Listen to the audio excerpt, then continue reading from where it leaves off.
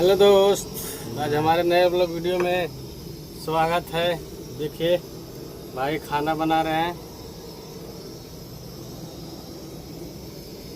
और आइए आप लोग भी खाना खाइए।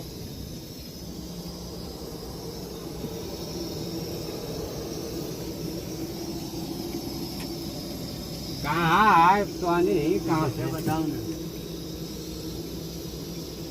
ये भिंडी का भुंजिया और दाल इधर हाँ? और वो चावल जो माड़ा निकाल रहा है। देखिए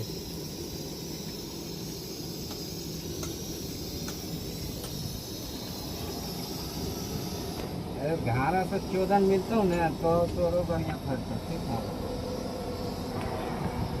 ये देखिए हल्का बारिश फिसिल फिसिल हो रहा है।